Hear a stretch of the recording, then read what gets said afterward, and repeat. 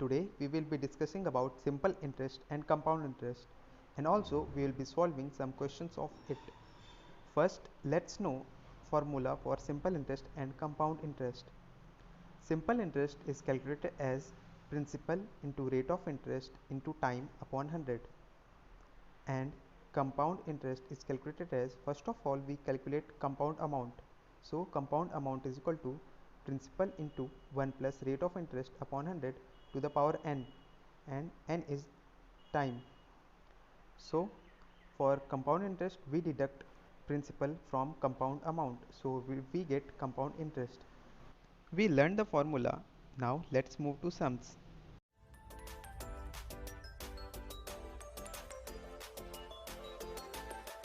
Now let's see some questions of simple interest and compound interest. Now we will be seeing the recording of live lecture of simple interest and compound interest. On a certain sum, the simple interest at the end of 12.5 years becomes 3 by 4 of the sum. What is the rate of interest per annum? ठीक है, what is saying कि एक certain sum है, let's say x, ठीक है, और क्या change देखने को मिल रहा है?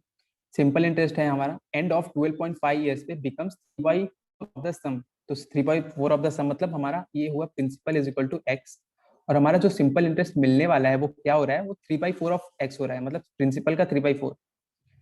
तो 3 by 4 ऑफ एक्स हो जा रहा है वो हमारा सिंपल इंटरेस्ट.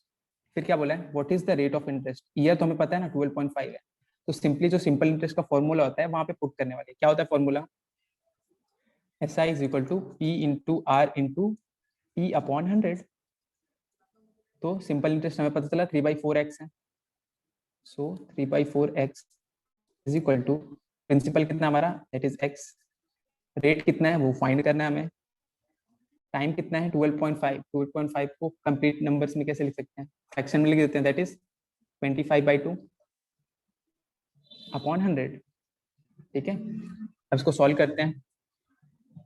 ठीक है, इसको सॉल्व कैसे करेंगे? तो rate r is equal to 3 by 4x into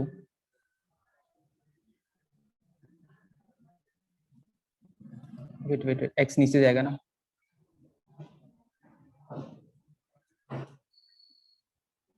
ठीक है.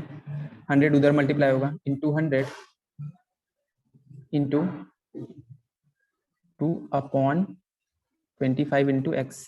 ठीक है, तो r is equal to this one we will get x cancel out, 4 से 4 कैंसल आउट, तो r इज इक्वल टू 3 2 जा 6. तो हमारा रेट ऑफ इंटरेस्ट है 6%. ठीक है, तो हमारा रेट ऑफ इंटरेस्ट है 6% per annum. Got it? Yes, sir. Okay, so by this way we will get the answer. That is answer 6%.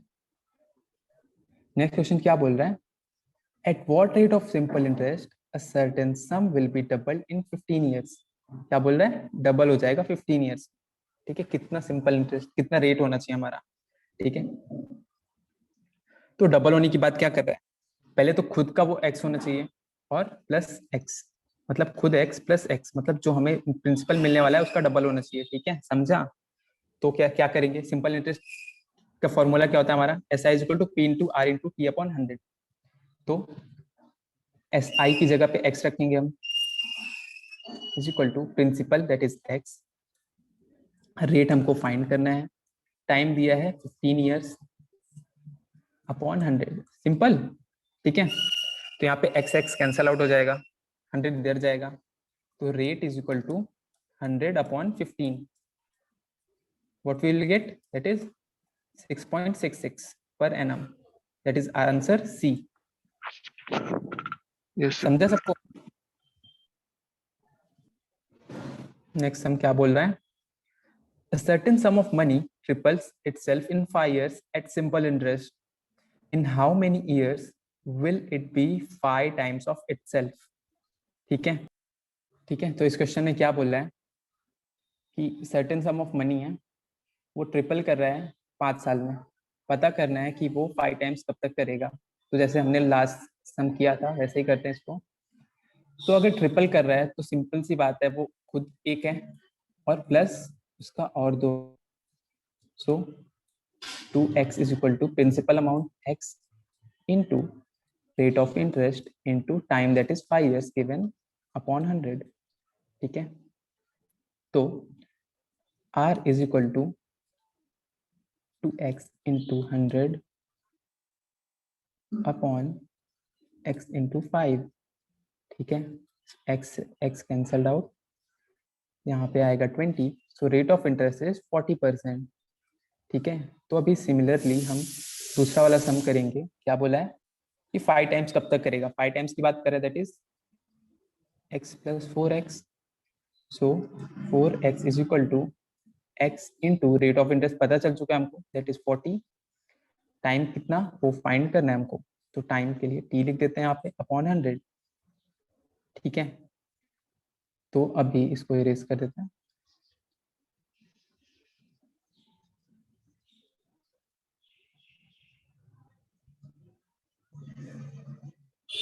सो क्या होगा यहाँ पे, so t is equal to 4x into 100 upon x into 40. x cancelled out.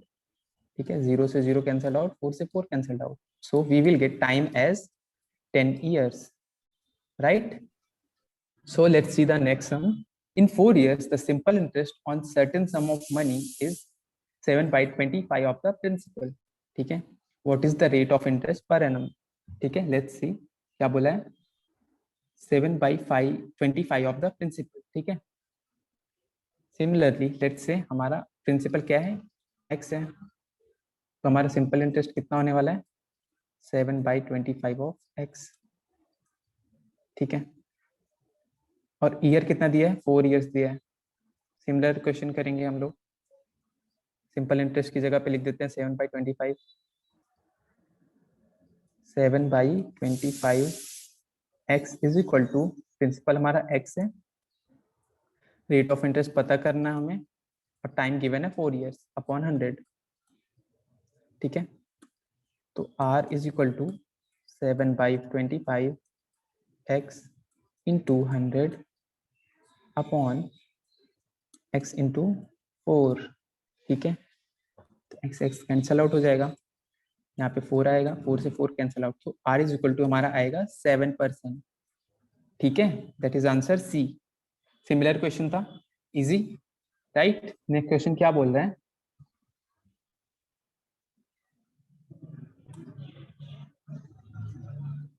three-fourths of a sum is lent at 12% per annum and rest is lent at 24% per annum.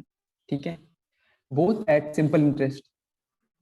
If the interest earned on the smaller sum for 2 years is 4,800 rupees, then what is the interest earned on the larger sum of 3 years? Simple सी बात है, अगर एक amount है x, उसका हमने 3/4 12% पे दिया, मतलब 3/4 x दिया है 12% पे, और बाकी का कितना बचा 1/4, वो कितने पे दिया है, वो दिया है 24% पे.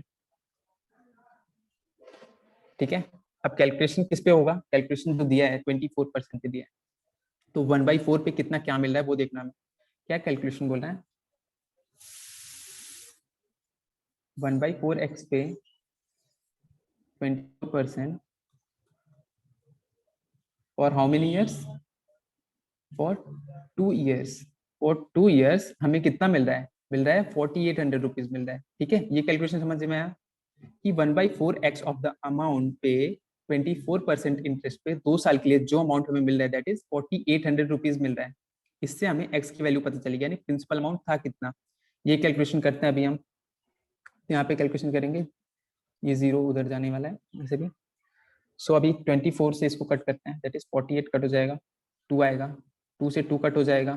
ठीक है, बचा क्या अभी, 4 और 100 इंटू होकर उधर जाएगा, 400 हो जाएगा. ठीक है, so what we will get, x is equal to 400 और 2 0 ये, तो यानी 40,000 हमारा प्रिंसिपल अमाउंट है, 40,000 रुपीज. ठीक है, अब बात करते हैं 40,000 का 3/4 कितना होगा, 40,000 का 3/4 होगा 30,000 रुपीज. तो 30,000 पे 12% पर एनम पे 3 साल के लिए निकालना है हमें, राइट? सॉरी, हाँ राइट, लार्जर सम पे 3 साल के निकालते हैं। ठीक है, कैलकुलेट करते हैं अभी। ठीक है, सो 30,000 3/4 किया, राइट, समझ में आया ना, 40,000 का 3/4 किया हमने, क्योंकि ये बड़ा वाला अमाउंट था। तो 34,000 पे 12% और 3 इयर्स। ठीक है, कट करते हैं। तो 12 इंटू 3 36, 36 इंटू 3 108 और 00। तो आंसर क्या है अपना था 10,800। तो इतना हमें मिलने वाला है लार्जर सम पे इंटरेस्ट। ठीक है, सबको समझ में आया, 10,800 रुपीज। नेक्स्ट क्वेश्चन क्या बोल रहा है, the amount received at 10% per annum compound interest after 3 years is 5,324. What was the principal? ठीक है, तो फॉर्मूला क्या था, a is equal to p 1 plus r upon 100 to the power n। ठीक है, तो क्या मिल रहा है हमें अमाउंट टोटल 5,324। तो लिख लेते हैं 5,324। ओके, प्रिंसिपल पता करना है हमको, 1 प्लस रेट कितना दिया है 10%, 10 अपॉन 100, एन कितना है हमारा, एन है 3 इयर्स, तो we will write 3 year. Okay, so let's calculate, 5,324 is equal to P, 100 1 में मल्टीप्लाई होगा तो 100 हो जाएगा, plus 10, 110 upon 100 to the cube. ठीक है, पावर क्यूब होगा हमारा। अब क्या करना होगा, अब करना होगा ये हमको, principal is equal to 5,324 into 100 into 100 into 3 बार।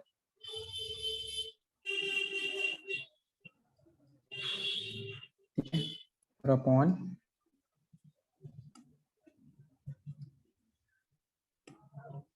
ये करना होगा। ठीक है, देखा जाए 3 जीरो यहाँ से गायब हो जाएंगे और 3 जीरो यहाँ से गायब हो जाएंगे। ठीक है, अब 11 का क्यूब कितना होता है हमारा, ये ऊपर वाला वैल्यू कितना होगा, 5,324 1,230 ऊपर, 1,230 ऊपर, और 11 का क्यूब कितना होता है 1,331 होता है, राइट, यस नो, याद है ना सबको। Yes, sir. ठीक है, अब इसको कट करेंगे कितना आएगा, ये जाएगा 4 टाइम्स।